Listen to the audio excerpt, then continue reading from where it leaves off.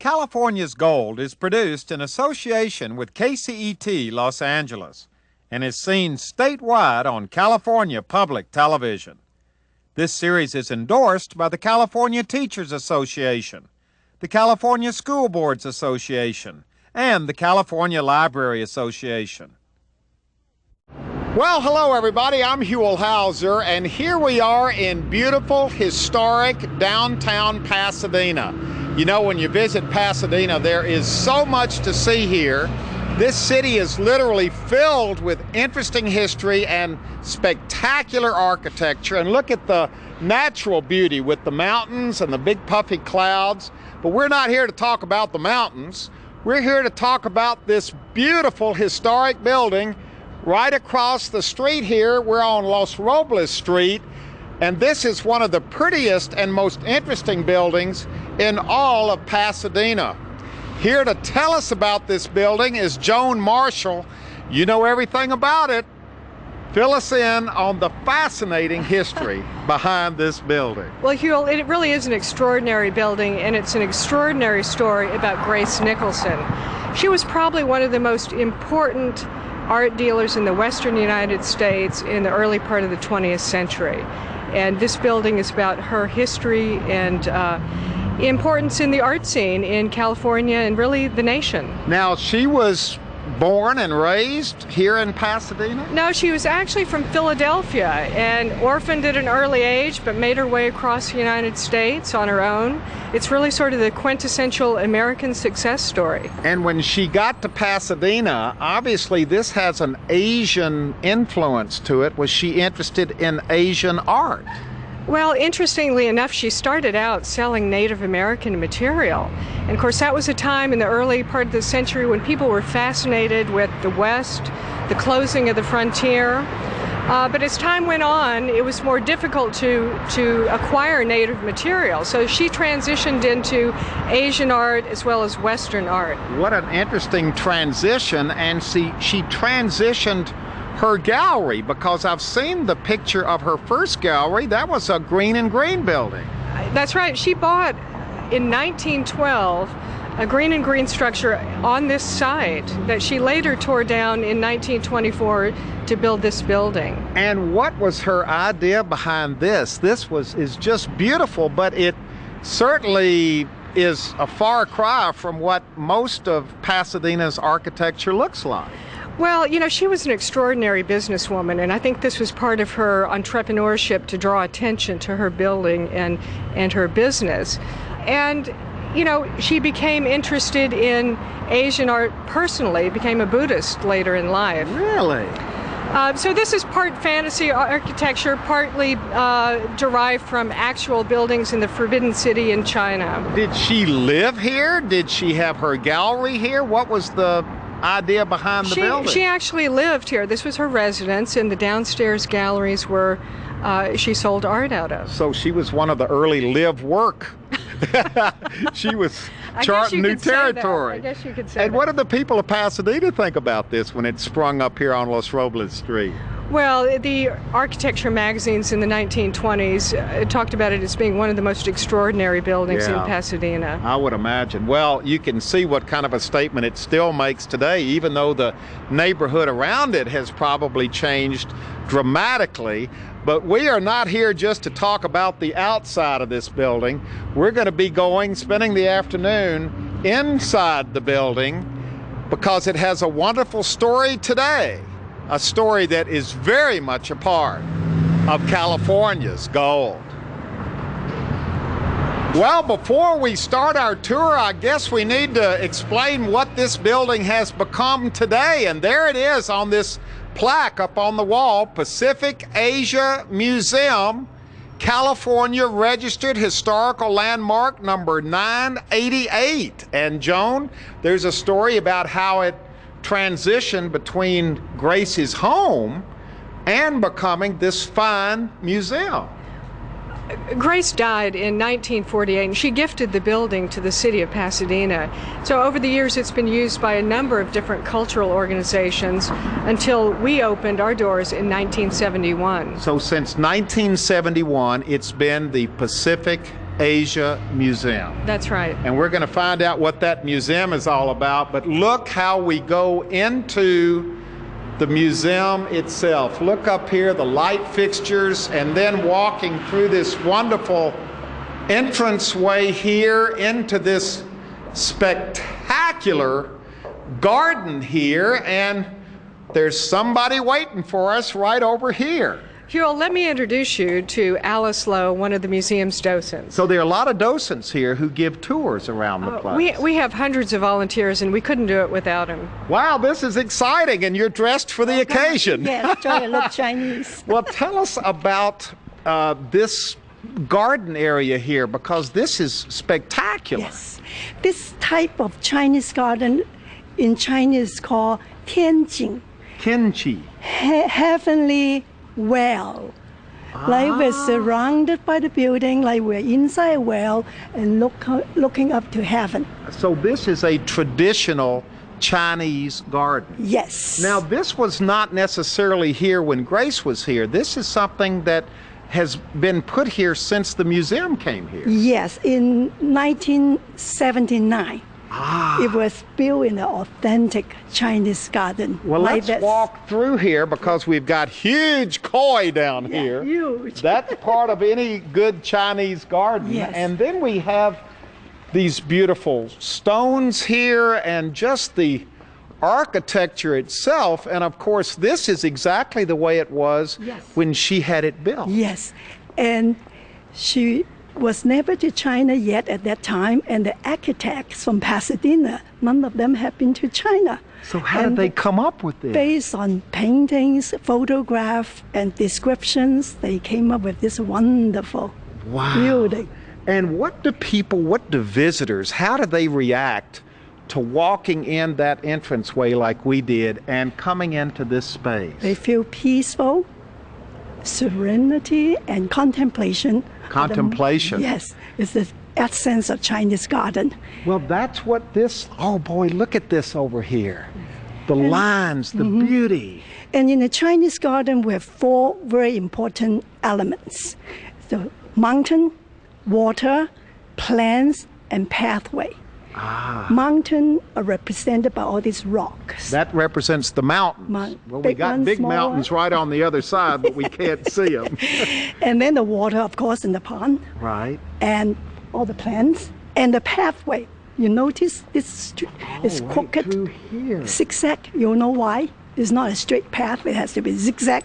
Why? Because to stop the evil spirits, they travel straight line. Oh, They so we cannot want to turn. throw the evil spirits off by giving them turns. Yes. Wow, you love this place, don't you? Yes, very much, very much. How did you get involved with the museum? Well, I live in Pasadena. I didn't even know the museum was here. And in 1979, March, when this garden was dedicated, I was asked to perform a Chinese dance program here. And as an honorarium, I received a membership, and I became a member ever since. Oh, wow. So they hooked you in early on. Yeah. But it would be hard not to become just taken by this. Yes, it's wonderful. And I retired from performing my Chinese dance program 2 years ago. I thought I should come back and volunteer as a docent, and went through the training program and learned a lot. Well, you can't have a better start to a visit to the Pacific Asia Museum than the one we've just had inside this absolutely spectacular traditional Chinese garden. It has gotten us, actually, I'm so relaxed and contemplative. Let's sit down before we finish the tour because I need to rest. I want to take all this in. This is such a beautiful way to start off our tour. Yes. We may just stay here for a while and just sit and listen to the water. And being a docent is a wonderful experience for me. And it's very California. Yeah. Because here, a Chinese immigrant talking about Chinese art and culture in English. Wow. In an authentic Chinese building and garden in Pasadena, California. You're right. It's very California. We have left the beautiful garden. We've come inside the echoey room here in the Pacific Asia Museum, and we are standing right in front of this beautiful, it has to be very old, historic piece of Chinese jade. I am standing here with Mayor MacArthur, who is a consulting curator here at the museum, and this piece of jade, the reason we're standing in front of it is that it ties directly into Grace's collection. That's right, Hugh. This piece of jade is from China, and it's a Buddhist female deity, and it was originally in the collection of Grace Nicholson. Now, her collection was auctioned off when she died, and some of the pieces have found their way back to the building where she lived, and so it's now part of Pacific Asia Museum's collection. So some of what we're going to see, a small part of it is from Grace's original collection. Most of it has been acquired by the museum since 1971. That's right. So the collection is really made up mostly of gifts from people who have collected Asian art over the years and decided to pass it on to the museum. Wow, that's nice. You don't have to buy it. You get it donated, and I'm sure, I mean, look at this. This is about as beautiful as it gets right here. I have no idea what we're looking at there, except it's all jade. And we are moving over to this case over here because, well, this isn't jade, is it? No, this one isn't jade. This is stone, and it's another Chinese piece. Dates to the early 13th century, and it's 13th century. So it's pretty old. It's one of the oldest pieces in our collections, and one of the most important pieces because it actually has an inscription on it. But it was also originally in the collection of Frank Lloyd Wright, a name a lot of people know well here. He collected Asian art. Oh, wow. This is spectacular. I keep looking around, though. I'm aiming right over here for this because this looks, boy, they shine in the light. That's what are we right. looking at here? Well, here at the top are a pair of jade ear pendants. They used to be hair ornaments. They were on the end of a gold pin, and they were inserted into the hair of a noblewoman in China. Wow. And they would dangle, and the light would shine on them. And I'm looking at the legend there, and it says late 19th century crab claw earrings. That's right. These were supposedly in the collection of the last Dowager Empress of China, wow. And she wore them as hairpins. And they were given to us by a really lovely local Chinese lady who apparently had 3 daughters and couldn't decide which daughter to give them to, so gave them to the museum instead. There is so much to see here, and boy, I'm looking through. There are like 3 or 4 galleries in front of us. Now we're in the Korean gallery, standing in front of, and I'm not a connoisseur of Korean art, so I don't know exactly what we're looking at, but it looks significant, important. It is, and it's a granite figure of a court official, and it's about 500 years old.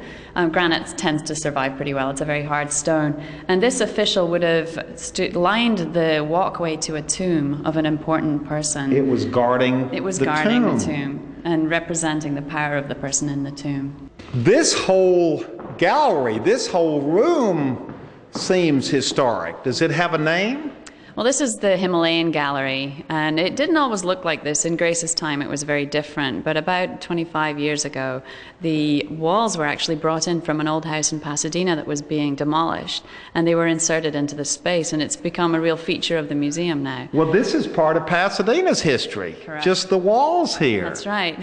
But I'm looking right over here, and I'm not sure if we can show it. It looks kind of interesting here, but it's art. So it's okay. Let's go over and take a look. What are we looking at right here? Well, this is one of the real highlights of the Pacific Asia Museum collection. It's an early 15th century Chinese sculpture, but in Tibetan style. And it shows 2 Buddhist deities in loving embrace or sexual embrace. And there's the male holding the female on his lap. And they represent the unity, or the unification of wisdom and compassion. Wow. The coming together of wisdom and compassion. And wisdom is represented here by the female figure, compassion by the male. A lot of people are surprised at that. And this dates back to? The 15th century. And how do you even, I hate to even bring up the subject of how you put a price tag on this, because it is art. Right. But in many ways, it's priceless, isn't it? Right. It's also a religious piece. So it's very hard to put a price on religious art because it has more than just financial value. It has a lot of spiritual value to the people who used it. Yeah. But yeah, this is one of our treasures. I don't know the value of it, and even if I did, I couldn't tell you. Well, this is an absolutely beautiful gallery, and I love the way the cases are incorporated into the walls. It's all just, I mean, gosh, someone coming in here could spend hours. Just look at this case here. It's just filled with pieces of art. This is a very fun case here. This actually shows images of wrathful deities. So a lot of faces with bulging eyes and fangs and snakes wrapped around them. These are wrathful Tibetan Buddhist deities, and they represent the negative, destructive feelings we all have inside ourselves, and we have to overcome those feelings in order to become enlightened. It's got to be fun to curate the collection of this museum because there's so many different categories and so much you can do with your collection. That's right. There are many, many stories you can tell with the art that are about different aspects of the cultures they come from. You can tell stories that are about the spiritual aspect. You can tell stories about how they were made, who they were made for. There's an awful lot you can say about the art. Alice just caught up with us on this tour, and she had 2 items in the galleries that she said we just had to see. So Alice, the first one is right over here. What are we looking at? 700 years old oyster. 700-year-old oyster on the bottom of this bowl. So what's the deal? How did that get there? They were from shipwreck of export from China to Southeast Asia. And this took place back in? 14th century. So these are old oysters. Yes. Stop number 2 on Alice's tour. This is the other thing she wanted to show us. These beautiful ceramics from? The area where my parents came from, in southern part of China, in Canton province. In Canton. And what sets these apart from ceramics from other parts of China? The design is freer, bolder. The drawing, the design. Yeah, not as refined, but very folksy. So someone who knows their art history of China would be able to look at these and know just from the boldness of the design and the colors and the strokes that this was from your province near Canton. Yeah. Now, did you have anything like this at home? No. And this big plate was so big, they're made to export to Middle East. Oh. This is not traditional Chinese kind of bowl. So why would they made these just to export to the Middle East? Yes, they use big platter like this to serve their food. Wow. Whatever the customer want, we make it. Chinese merchants. And now back to our regularly scheduled tour. This is the first cloth we have seen. Right. Now, how old is this? This is about 150, 200 years old. Wow. It's a dragon robe, and it was made for an imperial prince. And it's made out of gauze, so it was worn in the summertime because it's very light and the air could flow through it. Wow. And it has 9 dragons over the surface. And these dragon robes were only worn by members of the imperial court. How do you store something like this? How do you conserve something like this? This has got to be one of the challenges of a museum like this. That's right. The Pacific Asia Museum has a huge collection of Chinese textiles, and one of the hardest roles for the collection manager is to keep them very safe and well preserved. And they're stored in boxes in special storage areas that are kept dry and at the right humidity level and temperature level. So this is just so beautiful right here, and it's called a dragon robe, and dragon robe. There'll be a number of those on view in this new exhibition coming up. From textiles to porcelain. And I got to tell you, I'm a sucker for Chinese porcelain. And you must have, if this room is any indication of your collection, you must have an amazing collection of porcelain here. It is an amazing collection, one of the best collections in the country. And you're looking at some of the finest pieces in the museum's collection. These are imperial quality porcelains. And you can tell they're imperial quality because the whiteness of the clay is very, very pure. The pieces are very finely potted. They're very, very thin, almost like eggshell, some of them.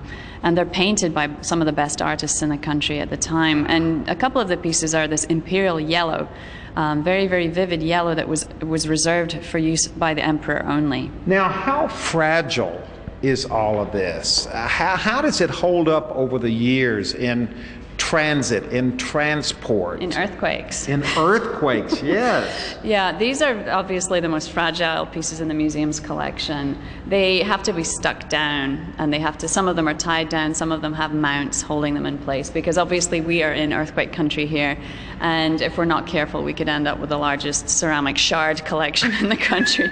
But they wouldn't, when I was working on curating this exhibition, they wouldn't let me handle the ceramics. The collections manager, the collections department does all the handling because they're trained to handle pieces like this. And you said that some of these are very thin. That's right. They're very thinly made pieces of porcelain here, so they could very easily crack. Very easily. So you actually wouldn't handle these with gloves, with cloth gloves, as you might other art objects, because you'd slip. So it's better to actually handle them with your bare hands. Now we're looking at this green bowl because you said it had a great story to it. Yep, this is another imperial quality porcelain heel, and this was made in the 18th century for the 60th birthday party of one of China's emperors. And we were offered it many years ago. David Kamansky, the previous director, was offered it by a little old lady from Montecito, and she wanted to give it to the museum's annual fundraiser. And David said, no, this is an imperial quality plate. We're going to keep it for the collection. And she said, oh my goodness, I had no idea. I've been feeding my dogs out of it for years. No kidding. So this was an imperial birthday dish, then it was a dog dish. Now it's in our collection. But obviously they looked after it. They were very delicate, these dogs, and it's in wonderful condition.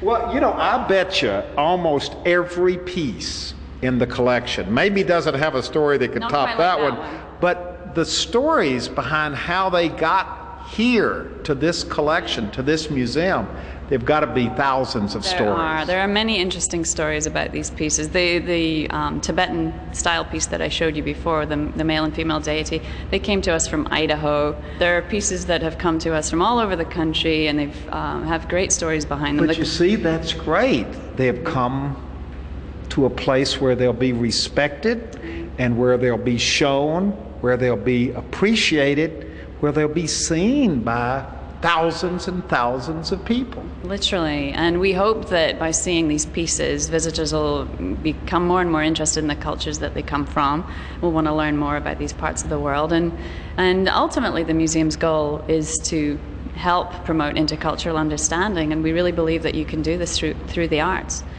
Now we're in the Japanese Gallery, which is one of the newest galleries in the Pacific Asia Museum, and of course these cases, all of this on display, these are beautiful artifacts, beautiful pieces of art, but when you come in this room, you told me that what we need to do right off the bat is look up.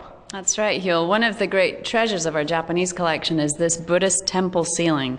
It's about 500 years old, and it was rescued from a temple near Kyoto in Japan that was burnt down. And an art dealer was able to save some of the panels from the ceiling and sell them to a man who lived here in LA, who then found out we were creating a new Japanese gallery, and he donated it to the gallery. He donated this? He donated it to us. How? I mean, this is just amazing. This is all original artwork that dates back how many years? It's about 500 years old. And to think, now this was saved out of a building that was burning. That's right. Well, the building had burned and some of the ceiling had been destroyed, but some of them were saved. Some of the panels were saved, and so we have them still here today. And you see, it's special. Made its way That's right. to Pasadena and the Pacific Asia Museum.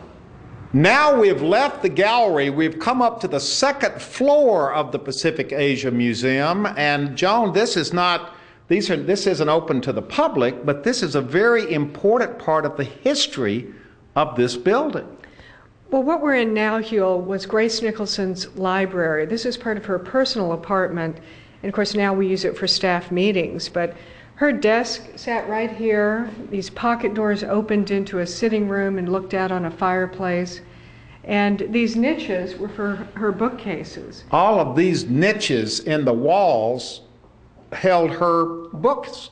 Her book collection. So she lived from the time this place was built, she lived right up here.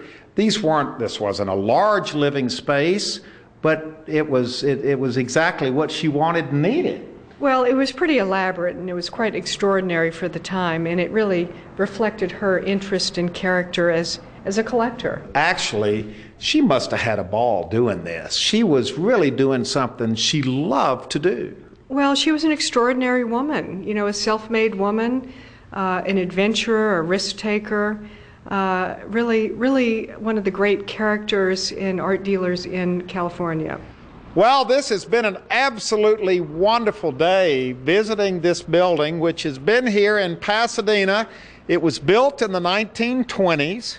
It was the home of Grace Nicholson. Grace Nicholson. That's a name everybody in California, but especially here in Pasadena, should know, because what she did here is so important, is so significant, is so lasting. And of course, the Pacific Asia Museum has been here since 1971. You're open to the public. This is a wonderful place for people to visit and understand these cultures from all over the world. We're ending up in this spectacular garden where we started our day. Thank you, Alice. Thank you, Joan. Thank you, Hugh. Thank you, Mayor. Thank you. We have had an absolutely wonderful day here at the Pacific Asia Museum. This museum, which is very much a part of California's gold.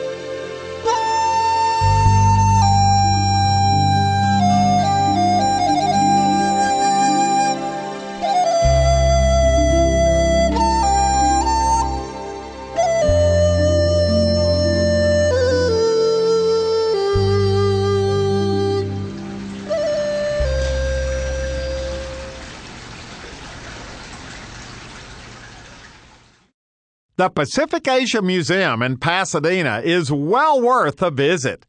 And if you'd like to go on this particular adventure again, share it with family or friends, or more importantly, donate a copy to your local school or library. It's available on video cassette and on DVD.